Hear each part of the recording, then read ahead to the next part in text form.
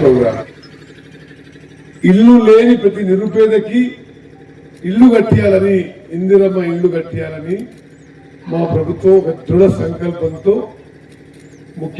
గౌరవ ముఖ్యమంత్రి రేవంత్ రెడ్డి గారు, ఉప ముఖ్యమంత్రి ఫైనాన్స్ మినిస్టర్ భట్టి గారు, శ్రీనివాసరెడ్డి గారు రెవెన్యూ, మరి అదేవిధంగా హౌసింగ్ అండ్ ఐఎన్పిఆర్ మంత్రి గారు, వీరి ఆధ్వర్యంలో రాష్ట్ర వ్యాప్తంగా హౌసింగ్ ప్రోగ్రాం అద్భుతంగా ముందుకు సాగుతుందని నేను సభాముఖంగా ఇది చెప్పడానికి నేను కూడా ఈ కేబినెట్ లో భాగస్వామ్యమే చాలా సంతోషిస్తున్నాను.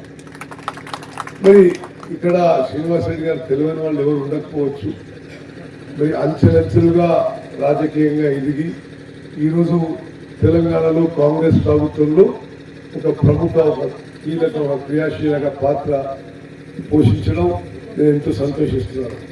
పక్కన పాలేరు కాన్స్టిట్యున్సీ మరి తప్పనిసరిగా మనం అడిగిన విషయాల్లో మరి మంత్రిగా కాకుండా ఒక మిత్రునిగా కూడా మరి ప్రాంప్ట్ గా స్పందించే వ్యక్తి, 24 hours పనిచేసే వ్యక్తి, కష్టపడి మరి డైనమిక్ గా తన శాఖల్లో ఎంతో కొంత అచీవ్ చేయాలనే మరి ఒక మంచి ఉద్దేశంతో, సంకల్పంతో ముందుకు పోయే శ్రీనివాసరెడ్డి గారికి మరి ఈరోజు ఈ హౌసింగ్ కాలనీకి రావడం ఎంతో సంతోషిస్తున్నారు.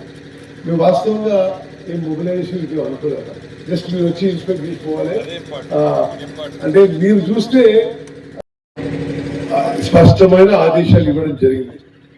ఈ 2160 ఫ్లాట్లతో సహా ఇక్కడ అవసరం ఉన్న ఇది తెలంగాణ, ఇది పూర్తయిన తర్వాత తెలంగాణ రాష్ట్రంలోనే కాదు, బహుశా నాకు తెలిసి భారతదేశంలోనే వీకర్ సెక్షన్స్ కి, నిరుపేదలకి ఒక మోడల్ హౌసింగ్ కాలనీగా నిలబడుతుందని చెప్పి నేను భావిస్తున్నాను. అంటే ఇది ఒక కొత్త పట్టణం కట్టినట్టే. ఇది సరే, దాంట్లో కొన్ని ప్రాబ్లమ్స్ వస్తున్నాయి, దానికి అది ఎట్లా సార్ట్అవుట్ చేయాలో, ముందుకు పోవాలో ఒక పాజిటివ్ యాటిట్యూడ్ ముందుకు పోతున్నాం.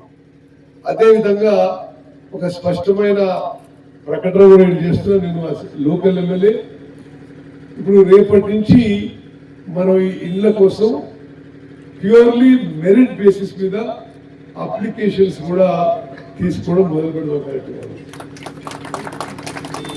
మరి నేను మళ్ళా అందరినీ ఇంక్లూడింగ్ పార్టీ వర్కర్స్ కూడా అవకాశం చేస్తున్నా. ఎవరు దీంట్లో ₹1 ఎక్కడ ఎవరు తీసుకున్నట్టుగా ఏమైనా వార్తలు వస్తే మాత్రం చాలా సీరియస్ యాక్ట్ ఉంటుంది. నిరుపేదలకి, ఇండ్లు లేని వాళ్ళకి ఇందిరమ్మ ఇండ్ల గైడ్ లైన్స్ ప్రకారము మరి మీరు రేపు కలెక్టర్ గారు ఆ ఫార్మాట్ విడుదల చేస్తాడు. తప్పనిసరిగా ఒక వారం 10 రోజుల్లో మీరు విస్తృతంగా, రాజకీయ నాయకత్వం ఎంతవరకు అంటే అర్హులైన వాళ్ళందరూ కూడా అప్లికేషన్ పెట్టుకునేటట్టు మీరు చూడండి. అండ్ 100% హుజూర్ నగర్ పట్టణంలో, హుజూర్ నగర్ మున్సిపాలిటీలో ఎంతమంది అర్హత ఉంటే అంతమంది మరి తప్పనిసరిగా ఇక్కడ ఇల్లు కేటాయిస్తాం.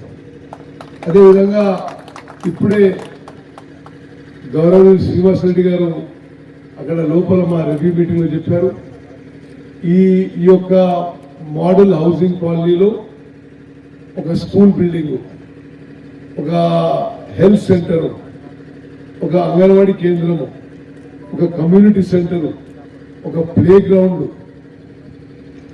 ఇటువంటి water connections, electricity connections, sewerage line, CC రోడ్లు, బేసిక్ ఎమ్యూనిటీస్ ఒక ఊరికి, ఒక హౌసింగ్ కాలనీకి కావాల్సినవి తప్పనిసరిగా మంజూరు చేస్తామని చెప్పి వారు లోపల ప్రకటించారు.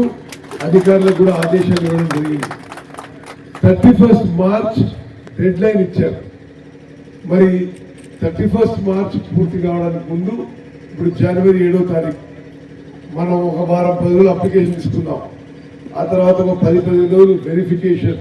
నేను సభాముఖంగా చెప్తున్నా, అర్హులైన వాళ్ళకి అందరికీ ఇస్తాము, అర్హులు కాని వారికి ఒక్కరికి కూడా ఇవ్వము.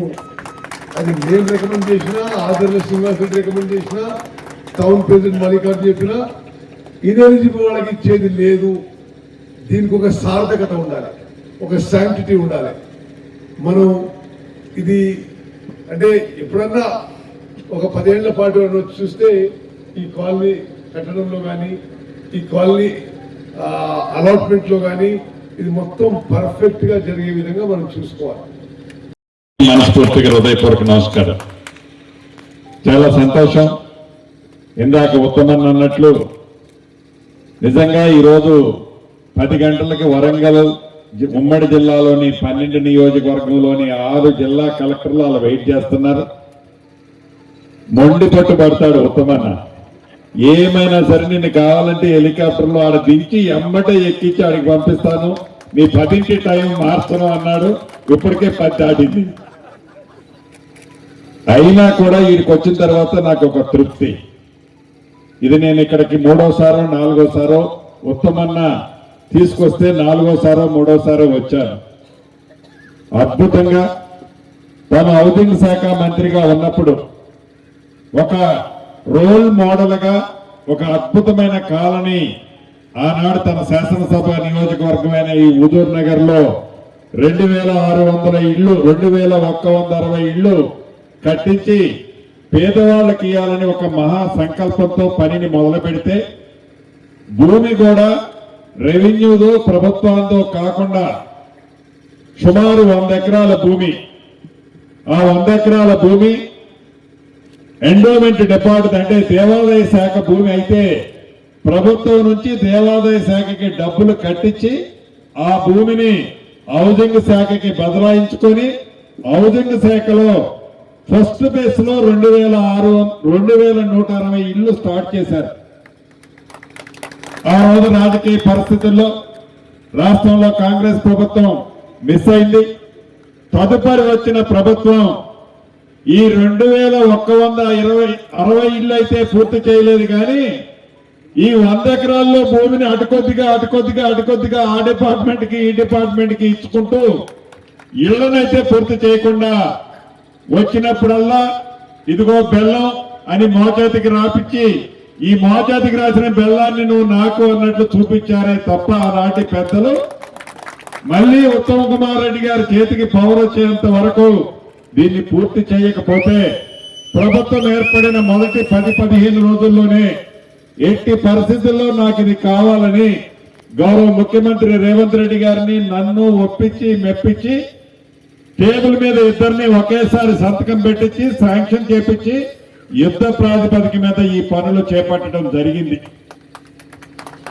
ప్రధానంగా ఈ 2160 ఇళ్లు తన ఆలోచన ఏదైతే ఉందో అద్భుతంగా హుజూర్ నగర్ టౌన్ లోని పేదవాళ్ళకి బహుపేదవాళ్ళకి నీది ఏ కులమని అడగరు, నీది ఏ మతమని అడగరు, చివరికి నువ్వు కాంగ్రెస్ కార్యకర్తవా అని కూడా అడగరు. ఆనాడు నువ్వు పింక్ కలర్ వాడికే ఇస్తానన్నారు తప్ప ఈ ప్రభుత్వం పేదోడై ఉంటే చాలు ఇస్తామని ఉత్తమ్ కుమార్ రెడ్డి గారు చాలా స్పష్టంగా ఇంతకు ముందే చెప్పారు. అది కాంగ్రెస్ పార్టీ అంటే, అది పేదోడి ప్రభుత్వం, ఇందిరమ్మ ప్రభుత్వం అంటే. అలా ఈ 2160 ఇళ్లు రాబోయే మార్చి 31వ తారీఖు నాటికి కంప్లీట్ చేసే ప్రణాళికను ఇంతకు ముందు అధికారులకు ఆదేశాలు ఇవ్వడం జరిగింది ఉత్తమన్న చొరవతో. ఇక తప్పకుండా మొత్తాన్ని తీసి గడికొకటిని పుట్టకొకటికి చెట్టుకొకటిని ఆ డిపార్ట్మెంట్ ని అస్తవ్యస్తంగా చేసింది ఆనాటి ప్రభుత్వం. పేదవాడు ఆత్మ గౌరవానికి చిహ్నంగా ఇల్లు అనేది ముఖ్యం. దాన్ని దృష్టిలో పెట్టుకొని మొదట విడత రాష్ట్ర వ్యాప్తంగా 4.5 లక్షల ఇళ్లు ఇందిరమ్మ ఇళ్లు కార్యక్రమానికి గౌరవ ముఖ్యమంత్రి గారు, ఉప ముఖ్యమంత్రి గారు కేబినెట్ లో ఉత్తమన్న మిగతా సహచార మంత్రులందరి సూచనలకు అనుగుణంగా ప్రతి నియోజకవర్గానికి మొదటి విడత 3,500 ఇళ్లు గౌరవ కలెక్టర్ గారికి కూడా చెప్తున్నాం. హౌసింగ్ పాలసీ ప్రకారం బహు పేదవాళ్ళు ఎవరైతే ఉన్నారో ఆ బహు పేదవాళ్ళ దగ్గర నుంచి ఉత్తమన్న సూచనల ప్రకారం అప్లికేషన్లు తీసుకొని వాటిలో ఎలిజిబుల్ మరొకసారి మీరు వెరిఫై చేసి ఈ 31వ తారీఖు కంప్లీషన్ కంటే ముందే ఏ ఇల్లు ఎవరిదో మీరు ఫైనల్ చేయండి. ఫైనల్ చేసినట్లయితే ఈ ఇల్లు నాది అని ఆ పేదవాడికి ఆ ఇల్లు మీరు చూపిస్తే ఆ ఇంట్లో ఇంకా ఏమైనా మిగిలిపోయిన పని ఉంటే ఆ కాంట్రాక్టర్ తన స్కోప్ లో ఉన్న పని అయితే అతను ఉన్నప్పుడే దాన్ని పూర్తి చేసి వెళ్తాడు. ముందు ఇమీడియట్లీగా ఈ సంక్రాంతి టైం కానీ లేకుంటే నెలాఖరికి కానీ దీనికి ఇళ్లకు సంబంధించిన ఎవరైతే బెనిఫిషరీస్ ఉంటారో వాళ్ళని ఫైనల్ చేయాలని ఉత్తమరెడ్డి గారితో ఒకసారి మీరు షేర్ చేసుకొని యుద్ధ ప్రాతిపదిక మీద దాన్ని పూర్తి చేయాలని గౌరవ కలెక్టర్ గారిని కూడా ఈ వేదిక మీద నుంచి ఆదేశిస్తున్నాను. ఇక మీకు తెలియంది కాదు, ఉత్తమన్న నన్ను ఏదో హౌసింగ్ లో అద్భుతాలు చేస్తున్నాను అన్న దానికంటే కూడా రాష్ట్ర వ్యాప్తంగా జలయజ్ఞం ఏదైతే నీటిపారుదల శాఖలో ఆనాటి ప్రభుత్వం ఏకైక టార్గెట్ పెట్టుకొని 1,00,000 కోట్లు కొల్లగొట్టి నిరుప్రయోగంగా అనేకమైన ప్రాజెక్టులు, కాలువలు, డ్యాములు ఉంచితే వాటన్నిటినీ క్రమబద్ధీకరించుకుంటూ స్ట్రీమ్ లైన్ చేసుకుంటూ అక్కడ కూడా రైతన్నలకు ఉపయోగపడే మంచి కార్యక్రమాల నీటిపారుదల శాఖలో చేస్తూనే ఇక వారి సొంత శాఖ అయిన దాంతో పాటు వారి సొంత శాఖ అయిన నిత్యావసర సరుకులకు సంబంధించింది ఉంది. దీనికి సంబంధించిన దాంట్లో దేశవ్యాప్తంగా ఏ ప్రభుత్వమో ఈటముల సన్న బియ్యాన్ని తన సొంత నియోజకవర్గంలోనే ఉగాది రోజు అనుకుంటా ఇక్కడ ఓపెనింగ్ కి నేను కూడా వచ్చాను. ఆ రోజు అద్భుతంగా ఏ గ్రామానికి పోయినా, ఏ గూడానికి పోయినా, ఏ తండాకి పోయినా ఆ సన్న బియ్యం తింటున్న ఆ పేదవాళ్ళ ముఖంలో చాలా స్పష్టమైన ఆనందం ఈనాడు కనిపిస్తుంది. అది ఉత్తమన్న ఆలోచనలు, గౌరవ ముఖ్యమంత్రి రేవంత్ రెడ్డి గారి ఆలోచనలతో ఈ ప్రభుత్వానికి, ఈ ఇందిరమ్మ ప్రభుత్వాన్ని నమ్ముకుని ఉన్న ప్రతి కార్యకర్తకి చాలా తృప్తిని, ఆనందాన్ని ఇచ్చిందని చెప్పక తప్పదు. ఇక హౌసింగ్ స్కీమ్ కి వచ్చినప్పుడు రాష్ట్ర వ్యాప్తంగా ఆనాడు మన ఇందిరమ్మ ప్రభుత్వం ఉన్నప్పుడు రాష్ట్ర విభజన కంటే ముందు ఈనాటి తెలంగాణ రాష్ట్రంలో సుమారు 22-23 లక్షల ఇళ్లు మన ఇందిరమ్మ ప్రభుత్వంలో కట్టించాం. కట్టించిన తర్వాత వచ్చిన ప్రబుద్ధులు దాంట్లో కొండను తవ్వి ఎలుకలు పట్టాలని తాపత్రయపడ్డా ఎలుకలే కాదు కదా, చివరికి జర్రులు కూడా దాంట్లో దొరకల. ఆ వంక చెప్పి మీ వ్యాపారం అభివృద్ధి కావాలని కోరుకుంటున్నారా? అయితే వెంటనే క్యూనస్ ని సంప్రదించండి. Schools, colleges, banks, shops, office promotions, land promotions, political promotions, restaurant promotions, hospital promotions, పుట్టినరోజు వేడుకలు, శుభకార్యాలు, వ్యాపారాలు ఏవైనా, సందర్భం ఏదైనా ఇప్పుడే క్యూనస్ ద్వారా తెలియజేయండి. మీ వ్యాపారాన్ని అభివృద్ధి చేసుకోండి.